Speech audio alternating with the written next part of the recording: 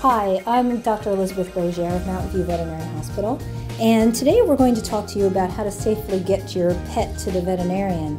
And today we have Juan Pepe, and he's actually a very, very sweet kitty. And he lives here, so he's quite comfortable with being here in the office, but not every kitty is as amendable as he is when they come into the office. So today we're going to show you what to do when you have a cat who's not so happy about being here. Now this is Skunk. He's a little bit different from Juan. Skunk isn't very happy about being here today, and the first thing you want to remember if you have a kitty who's not real happy about going to the vet is to make sure you have him on a carrier. Now this isn't the ideal carrier, especially for a cat that might have a little bit of an attitude about being here, because it doesn't open from the top. For us to get Skunk out, we're going to have to go in through the front here, which will require us to open it up from the front and actually stick our hand in there, and it's going to come out a bloody stump. We're not going to be real happy about that. The other thing is, sometimes we'll take the top off. Now, if you look here, these sides, these clips on the sides here are very difficult to get off. So if you could find a carrier that's easy to take the top off, that would make a big difference as well. There are many, many different types of carriers out there. The ones that we love the best are the ones that open up from the top here. You can go in there and grab your kitty and be good to go. Now, a lot of questions that we get from people are, how do I even get my cat in the carrier? Because Skunk was not real happy about getting shoved into this little tiny carrier in here. Well, what we're going to do is show you some techniques that you can use to get him in here. So right now, hopefully with Heather's help, we're going to try to get Skunk out of here. I know. Come on, kitty cat. I know. Oh, the cranky kitty. Who's a cranky kitty? I know. We'll try. Come on, Skunk. Come on. Oh yeah, your claws are nice and sharp. Alright, let's take the top off. How about that? Okay, let's give that a Skunk is a very aggressive kitty. He's probably one of the worst cats we have here. And I could say that because he's the staff member's kitty. Thanks, Ginny. Yeah, now we can't get these off. Yeah, this could be a challenge. As we talked about, these little pieces should be very easy to get off, because the longer we wait, the longer Skunk has to plan his attack. So, oh!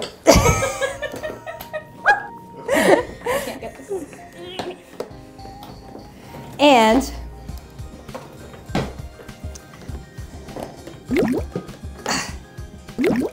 the less time we have to say goodbye to our loved ones. Okay. Okay. Okay. Oh! All right, kitty cat.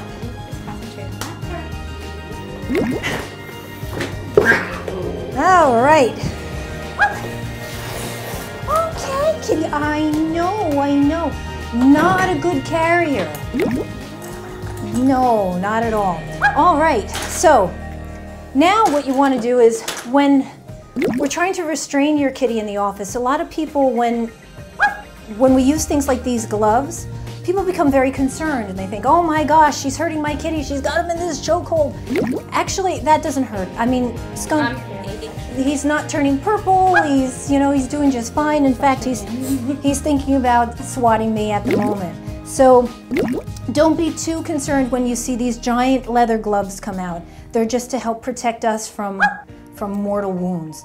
The other thing that would help when you come into the office is how do I say this? Not getting too animated every time the kitty screams or hollers. And the screaming and the hollering, they know if they do that, we'll let go. So when the owners react and they go, then that sort of gets them to be even more agitated. So there are times that we'll actually take your pet in another room And a lot of people become very concerned because they're not sure what we're doing to the pet back there, but I assure you, when we're taking them in another room, we are not injuring your pet. They actually become much more calm when we do things like that. So we have different methods of restraint for kitties like this, but the gloves seem to work out pretty well. So now we're going to show you how you might be able to get your cat in the carrier when you're chasing him around the house.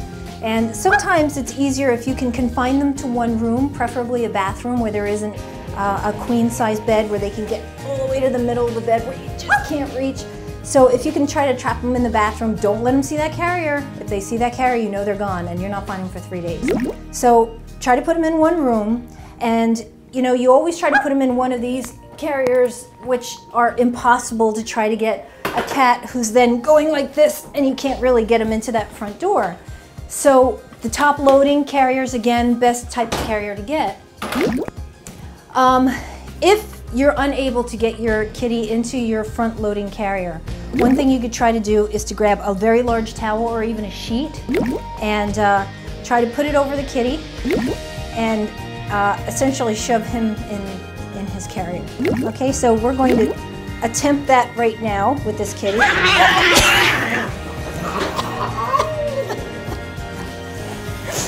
And quite simply, just put him right in his carrier.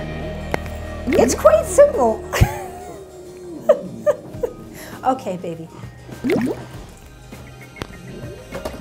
So head is covered, he doesn't know what's going on, and then we just kind of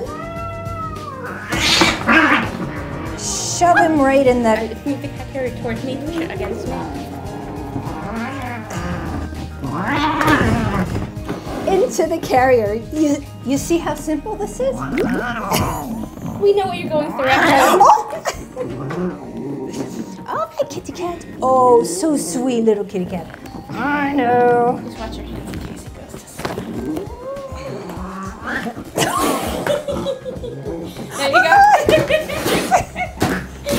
All right. Voila!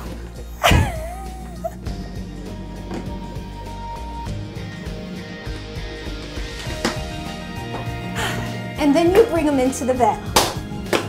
And that's how you can safely get your cat to the veterinarian. If you have any other questions, feel free to visit our website at www.rockawayvet.com. Thank you.